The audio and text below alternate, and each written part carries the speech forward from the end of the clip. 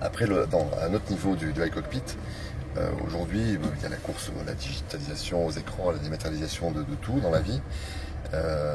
Mais on remarque une chose, il y a une grande tendance de société en général qui commence à arriver, c'est le besoin de se réasseoir sur du physique, de se rassurer par de l'intemporel, par des choses manipulables. Et c'est la raison pour laquelle on a encore des toggles comme ça, des boutons.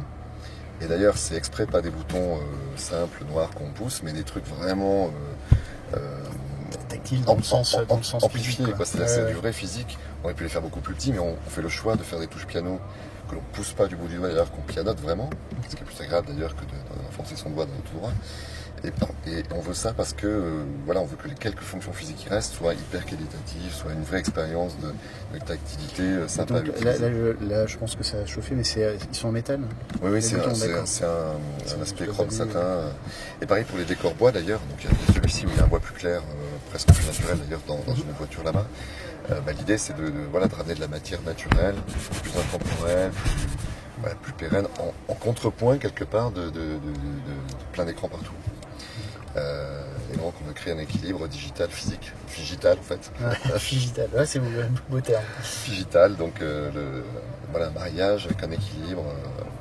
Et c'est marrant parce qu'il y a des débuts de tendance comme ça un peu partout. On voit dans le mobilier arriver des choses beaucoup plus brutes, beaucoup moins sophistiquées. On voit dans le textile des choses pareilles, beaucoup plus brutes, moins parfaites, avec plein de on accepte le défaut, on accepte l'imperfection. Il y a le besoin des gens de retrouver du vrai, de la vérité, alors que par ailleurs il y a des écrans partout, il y a de la dématérialisation partout. On pourrait presque dire c'est la différence entre le tactile et le toucher. Là, on retrouve vraiment la sensation du toucher. Exactement. Et ce bandeau lumineux là qui fait le tour de tout le cockpit à l'avant en tout cas, et aussi sur l'ensemble des modèles ou c'est spécifique? C'est sur l'ensemble des modèles. L'idée c'est de créer une lumière d'ambiance qui d'ailleurs peut changer selon si on est en mode dynamique, zen, neutre, enfin tout ça est réglable. Et bien sûr, parce qu'on conçoit tout à fait que les gens puissent ne pas aimer ça la nuit, on peut baisser le niveau ou l'éteindre complètement. D'accord. Personnellement, par exemple, je conduis avec ça éteint la nuit. Donc je ne suis pas, moi, personnellement client de ça. En revanche, je sais que beaucoup de gens sont friands de ce genre de choses. Donc bien sûr, on conçoit des voitures comme ça. Beaucoup de gens le mettent en mode atténué.